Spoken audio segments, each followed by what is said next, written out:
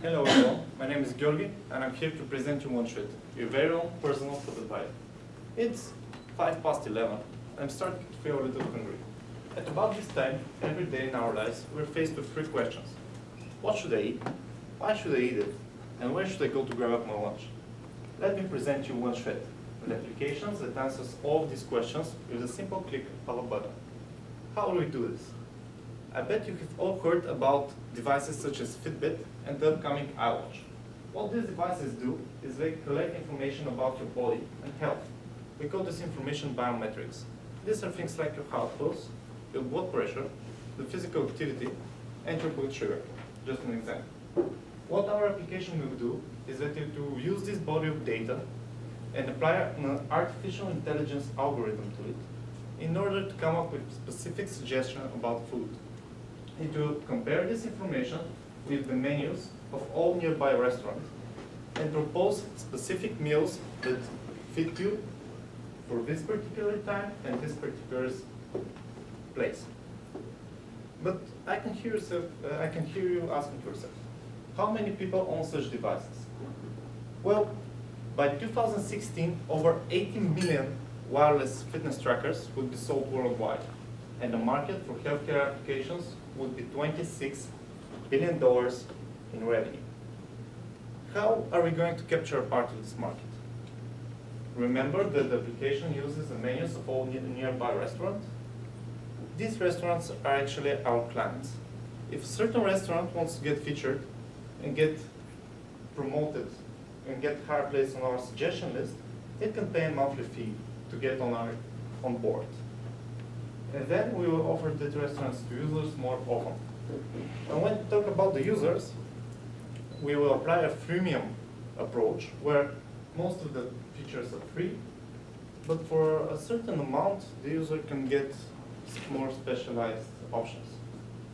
It's a fast-growing industry, and the competition will be fierce, but we believe that our proposition adds value and we have the technical capability to make that happen. So we'll be happy to hear your feedback, answer any questions. Thank you. So just quickly, you left 30 seconds on the clock. Yeah. You could have talked a little bit more about the team capabilities and why your team could implement this. Yeah. So just as a note, you don't want to leave any time left on the clock at all. So that's just one thing. So that's my first question actually is, does your team have expertise in either healthcare, in developing algorithms, in software, in data aggregation, in scrubbing the internet to find menus and all those sorts of things? Yes, we do, and I'll let Todor, who is the specialist, talk about it. Hi, I'm Todor. I'm a software engineer for more than 8 years. And currently I'm studying knowledge discovery and information retrieval. And we are absolutely capable to do this thing. We know where we can find the restaurant menus. We know how to collect nutrition data and how to match it to the people depending on their biometrics. So we have this expertise. First of all, I think that, I agree with Candy, you could have used the extra 30 seconds to talk about your capabilities, very impressive backgrounds. I think that for an initial hypothesis of an idea, this was pretty well done. I mean, you covered a lot of the bases, customers, the market size, what it is, who it's for, why you believe they need it, right? My one question is, you talked about business model. So tell me, why would the restaurant sign up for this? Well, this business model is not new. Many applications use it, Yeah. Foursquare, Yelp. And we believe if we have actually a good application that many users use, the restaurants will be quick to jump on board and say, okay, these are users who care about healthy living. Okay, so let me cut you off for a second. Why would the users install the app? It will have all restaurants initially. You don't have to pay to be on the app. You have to pay to get higher in the list. Okay. No, he's talking about the runner. No, I'm talking about that runner, that person. Why is she gonna install that app? on her wearable device or on her phone that communicates with a wearable device? Because she wants to synchronize her diet with her lifestyle. Okay.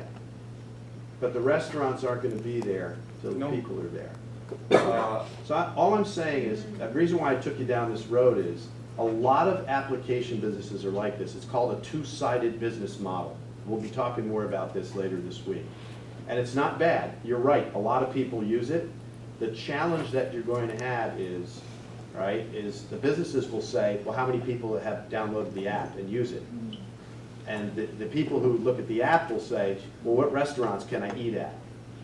So you're going to have to be able to get both of those parties coming to the business at the same time by offering them. So you have to offer enough in the freemium stuff that there's value in the application even without the cooperation of the restaurants. And then when you have 1 million users, every restaurant will, not every, but many restaurants will want to be part of it. Okay, so just something to think about. But I actually think it's an interesting hypothesis. It's like a lot of these, it's it's how you go about executing the business so that you don't spend too much time delivering something people don't want.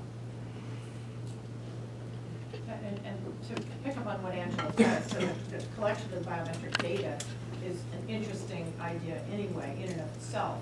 But the application of what you do with that, or what the user does with that, could have multiple possibilities. It may not only be for eating food, it could be for shopping or something else, like how I plan my menu at home. So there could be some other outcomes of that. Yeah. So you'll have more to explore on that. If you build it, I'll download it. I do.